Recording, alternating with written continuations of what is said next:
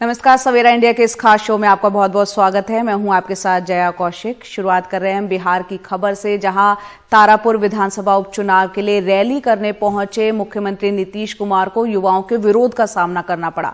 हंगामा करने वाले रोजगार के वादे को लेकर नारेबाजी यहां पर कर रहे थे। नीतीश ने जैसे ही यहां पर बोलना शुरू किया, उनका विरोध शुरू हो गया। हालात ये रहे कि मंत्री अशोक चौधरी ने हाथ जोड़कर लोगों से हंगामा न करने की गुजारिश की। बावजूद इसके शोर यहां पर कम नहीं हुआ।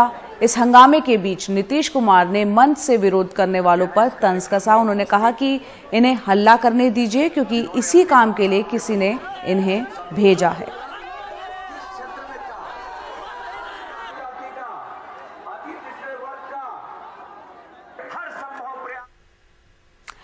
पटना पहुंचने के बाद लालू प्रसाद यादव ने कहा था कि वो नीतीश कुमार का विसर्जन करने आए हैं। कल इस बारे में जब नीतीश कुमार से सवाल किया गया तो उनका कहना था कि अगर लालू चाहें तो उन्हें गोली भी मरवा सकते हैं।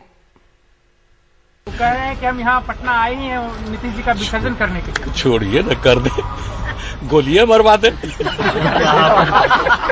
सबसे अच्छा यही होगा। रोजगार का मुद्दा, बाकी कुछ नहीं कर सकते।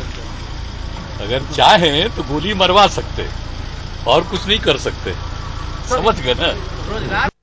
ऐसे तो तेजस्वी यादव जी पूरा सब जगह घूम ही रहे हैं, उखाड़ के वही फेंक चुके हैं उनको।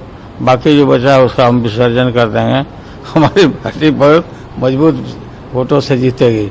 आप लोगों से अपील है कि आपसे फिर मिलेंगे, हम मीटिंग में, सभा में मिलेंगे। तो देश के अन्य राज्यों की तरह बिहार के 2 विधानसभा सीटों पर 30 तारीख को वोट डाले जाएंगे, लेकिन ये चुनाव मुख्यमंत्री नीतीश कुमार और विपक्ष के नेता तेजस्वी यादव के लिए प्रतिष्ठा का सवाल बन गया है। जहां नीतीश अन्य एनडीए नेताओं के साथ लगातार 2 दिनों तक चुनाव प्रचार उन्होंने वहां पर किया, वहीं तेजस्वी 10 दिनों से बारी बारी से दोनों विधानसभा में जमकर प्रचार कर रहे हैं। देखते हैं रिपोर्ट। दूसरे नेताओं के साथ हेलीकॉप्टर से निकलते हुए नीतीश कुमार वो तारापुर विधानसभा क्षेत्र में एक और सभा में पहुंचे थे। राजीव कुमार सिंह जी को विजयी बनाइए। नीतीश कुमार पिछले साल इसी सीट के साथ ही कुशेश्वर स्थान सीट भी जीतने में कामयाब हुए थे। हम तो एक ही अपील करेंगे, कल क्या था इसको भूलिएगा मत, और जो भी उसके बाद किया गया है उसको ध्यान रखिएगा, और एक के बाद कहीं कोई कमी रहती है उस काम को पूरा करने के लिए हम लोग प्रयास करते हैं। हम तो ये दावा नहीं करते हैं कि जितना चाहे सब काम हो गया, लेकिन फिर भी बहुत हद तक काम हुआ।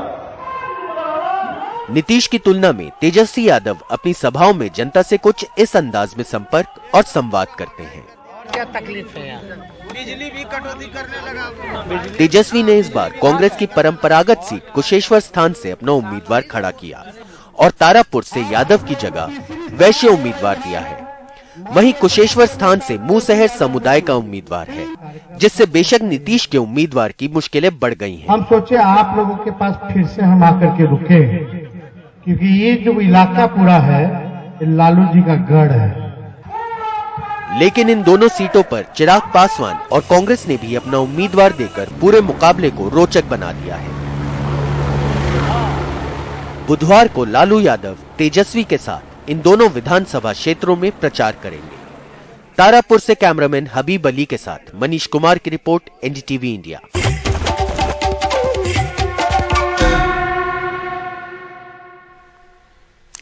यूपी विधानसभा चुनाव में बीजेपी और समाजवादी पार्टी में पूर्वांचल के गैर यादव ओबीसी वोटों के लिए जंग छिड़ गई है। बीजेपी ने लखनऊ में पिछड़ी जातियों के 27 सम्मेलनों की एक सीरीज शुरू की है और अखिलेश यादव राजभरों के नेता ओम प्रकाश राजभर के साथ मऊ में बड़ी रैली करेंगे। पिछड़ी जातियों की 2 पार्टियों से उनका चुनावी गठबंधन भी हो गया है। आइए देखते हैं हमारे वरिष्ठ सहयोगी कमाल खान की ये रिपोर्ट। लखनऊ के इंदिरा गांधी प्रतिष्ठान में बीजेपी के पिछड़ी जातियों के सम्मेलन चल रहे हैं। ऐसे 27 सम्मेलन पार्टी को करने हैं। आज लोध जाति का सम्मेलन था, जिसमें सीएम योगी आदित्यनाथ ने बताया कि सरकार ने अवंतीबाई लोधी के नाम पे पीएससी के एक महिला बटालियन का नाम, एक मेडिकल कॉलेज का नाम और कल्याण सिंह के नाम पे बुलंदशहर मेडिकल कॉलेज का नाम और लखनऊ के कैंसर हॉस्पिटल का नाम रख दिया है। विपक्षी दलों का कोई नेता ऐसा नहीं जिन लोगों ने 6 दिसंबर 1992 को स्वर्गीय बाबूजी को कोसा न हो, कटघरे में न खड़ा किया हो और पूरी मजबूती के साथ उस समय भी खड़े रहे बाबूजी, उन्होंने कहा था कि कोई जिम्मेदारी फिक्स होती है तो कल्याण सिंह के ऊपर होनी चाहिए। कल्याण सिंह इस जिम्मेदारी को लेने को तैयार है। राजभर समाज के नेता ओम प्रकाश राजभर अपने समाज की बड़ी बड़ी रैलियां कर रहे हैं। अब उनकी पार्टी सुहेलदेव भारतीय समाज पार्टी का समाजवादी पार्टी से गठबंधन हो गया है। पूर्वी यूपी के मऊ में दोनों दलों की कल साझा रैली है, जिसे अखिलेश यादव और ओम प्रकाश राजभर दोनों संबोधित करेंगे। रैली की तैयारियां जोरों पे हैं। कल भारतीय समाज पार्टी के 19वें स्थापना दिवस के अवसर पर वंचित पिछड़ा दलित अल्पसंख्यक महापंचायत है। प्रदेश की जनता ने हमसे कहा कि सरकार बदलनी है, कुछ करो। तो हमने कहा तो बताओ क्या किया जाए। तो प्रदेश की जनता ने कहा कि समाजवादी पार्टी से समझौता कर लो। तो समाजवादी पार्टी से समझौता हो गया। अब यहाँ मुख्य अतिथि माननीय अखिलेश यादव जी कल होंगे। यूपी में ये माना जा रहा है कि मौजूदा हालात में ज्यादातर यादव वोट अखिलेश यादव को मिलेगा, इसलिए सबसे बड़ी लड़ाई गैर यादव पिछड़े वोट के लिए है। सियासी विश्लेषकों के मुताबिक यूपी में पिछड़ा वोट 42 से 45% है। पिछड़ों में यादव वोट 9% से ज्यादा है।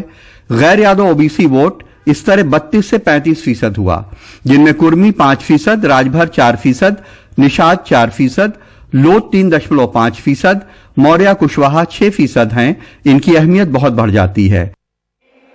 पिछड़ों में मौर्य लोगों की पार्टी महान दल से भी समाजवादी पार्टी का चुनावी गठबंधन हुआ है। यही नहीं, बीएसपी के दो बहुत बड़े कुर्मी और राजभर नेता लालजी वर्मा और रामाचल राजभर कल समाजवादी पार्टी में शामिल हुए हैं। इनके साथ 7 नवंबर को अखिलेश अंबेडकर नगर में बड़ी रैली करेंगे। 7 नवंबर को अंबेडकर नगर जिले में अकबरपुर में भानुमती पीजी कॉलेज के मैदान में एक अपने समर्थकों का और सत्ता परिवर्तन करने वाले, चाहत रखने वाले लोगों का एक सत्ता परिवर्तन जनादेश रैली का आयोजन किया गया है।